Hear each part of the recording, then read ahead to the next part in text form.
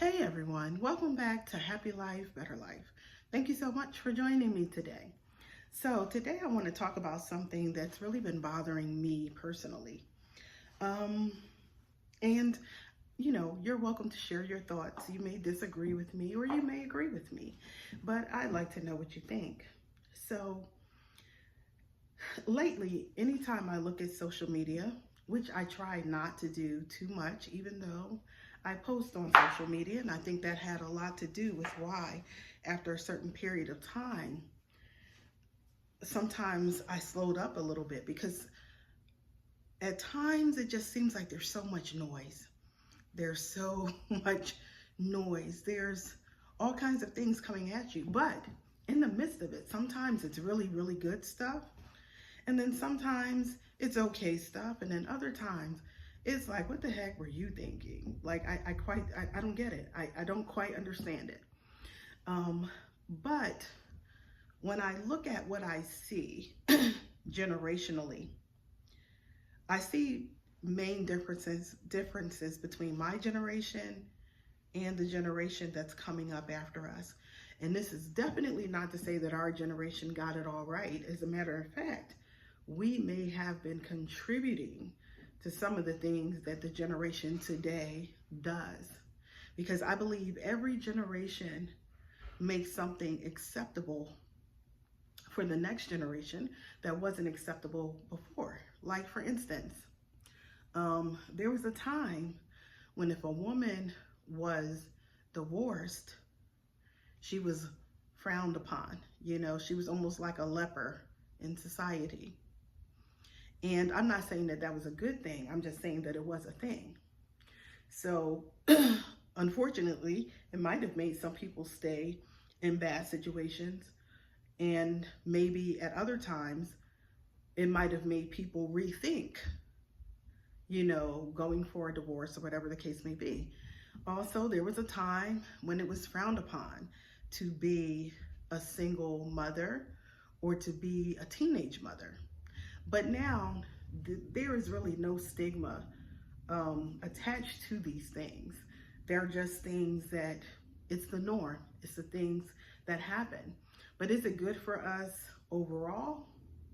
I don't think it really is. I think it is better for our children to be raised in households where they have both parents there. But a lot of times that is not what happens. So this isn't to throw shade on anyone or to say this is right or this is wrong. I'm just talking about differences that I've noticed over time. So something that seems to be commonplace today is that you have women making a lot of demands.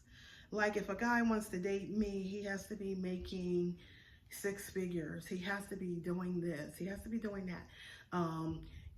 If I have children and I go out on a date, this man is supposed to pay for me and my kids and all of these things. And this is just the first date, or I don't know, I go to Walmart, or he's supposed to take me shopping and he's supposed to buy me this and that. And it doesn't matter how expensive this stuff is. I'm a woman who raised sons. And I remember telling my sons when they were younger, especially like when they were in high school, because this is when I'm talking about it. At this point, they were still under my rearing, and their father and I always held the belief, well, once you get to a certain age, you make your own choices. But my thing was, if you can't do certain things, then no, you shouldn't try to date someone. So like, if you can't take them to dinner, if you can't pay for the date, then you don't really need to be dating right now. And that was our philosophy, because we also felt like we're not paying for your dates. We're not. Now, of course, they're being responsible. They're doing what they're supposed to do. Yeah, you're going to help them out. You know what I mean? But as a rule, we put that out there because we wanted them to be thinking more maturely, more independently. So that we would say. But I remember my oldest son was dating someone, and he was like in 11th grade, maybe getting ready to go into 12th. And he was like buying this girl whole wardrobes. He was getting her hair done and getting her nails done and Like basically, he transformed this young lady. He really gave her like a whole makeover. And I was saying to myself, I'm married and I've been married for quite some years. Your father hasn't even done all this stuff for me at one time. So, what makes you feel like you owe this person this much? You're not her father. You're the guy she's dating, but it's not your responsibility to buy her clothes and to buy her shoes and to get her hair done and get her nails done. But he's in 12th grade and he really feels like this is what he's supposed to do. I had a problem with that. But I'm seeing that my way of thinking may have been, I guess, maybe old fashioned, because apparently these females do expect you to do all these things simply to date them. But then what I'm finding is you are not wife material. You're not wife material. You want all the things that really, to me, technically would be reserved for a wife. But you don't want to be wife material. You don't want to cook. You don't want to clean. You don't want to take care of the kids. But you don't want to work either. And I just came up in a time that was very different. You know, when you look back at the 70s, the 60s, and things like that, men and women were building together. As Black people, we had to stick together. We had to build together. If the man was going out and he was working 1 and 2 jobs and all this kind of stuff, you were at home holding it down. You were taking care of the kids. You were making sure dinner was cooked. You was making sure when he came home, he had a good meal to eat. Things were very different, very different. And this is not just hearsay. This is not just television. I mean, I watched my grandparents do this. I watched my godparents do this. You know, I remember when, I lived in a time when you knew all the families on the block, and most of those families had both parents in them. Now today, that would be an anomaly. To actually live on a block where in every house there were 2 parents there, the parents of those children, that would be rare. But that's what I grew up in. So I saw families working together. I didn't hear women saying, oh, if he's not making 6 figures, then he can't date me. And I really have a wake-up call for women who say that, because this is the thing. That is not the majority. That is the minority. There are not a lot of people, men or women, making 6 figures. And I feel like we watch social media and we see the things, these fantasies that people portray, and we feel like that's supposed to be real life. That whatever I want, I'm supposed to get. And there's just like such an air of entitlement. It's a different time. And this is the thing. People might think it's getting better, but it's not.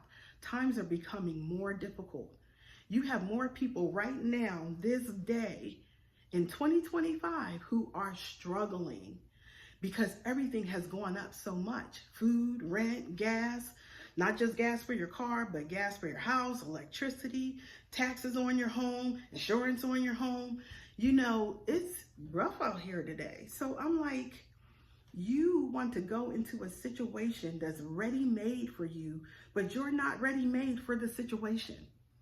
You're not. It's like you don't even have any kind of stick-to-itiveness to really be able to hold another person down, to be committed to the relationship. It's like I'm seeing qualities that are lacking, and I'm not just putting it on the women. I'm just talking about what I'm seeing, what I'm hearing. Even when it comes to men, I think as people, we don't have the loyalty that we used to have. We don't have the fortitude that we used to have. And I think we're going to have to get back to that time. And maybe with the climate that's in our country at this moment, it will take us back to that. Because, especially for us as Black people, because you need one another. You need one another. And this is a time when those bonds have to be strong. And we have been seeing situations where people have come together. people of color, not just Black people, because there's been a lot of crazy things happening in this country.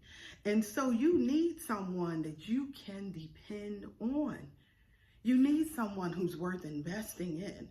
And I don't know why. I feel like somebody dropped the ball. Maybe nobody trained these women on what it really meant to be a lady, on what it really meant to be a wife. You know, it's making me grateful for the things that I was taught growing up, like the proverbial woman who was a chase keeper at home. She was working, she was diligent, she was making fabric, she was cooking, she was cleaning. Then she went out and she learned how to sell some of the things that she was making. So she was like a businesswoman too. And now, I'm not saying you have to do everything. You don't have to do everything. But you do have to do some things well. And I'm not seeing people doing anything well. I'm seeing a lot of people talking about just what they want. And I'm like, that's like being out here, you a nickel, but you're looking for a dime. Well, it's time to change that way of thinking. It really is. Because I think that for us, in this day and time, we need to learn to stick together. We may find ourselves in situations where we have 3 generations living in one home because it's tough out here. It's tough out here for everybody. That's why we have so many people retiring abroad. They're getting out of here. They're getting out of the States. Why? Because they can actually take what they have and live somewhere else and live more carefree and live a softer life. But over here right now, and it's hard and it's rough. And so I think we have to get these false ideals out of our head, and we have to become more people of character.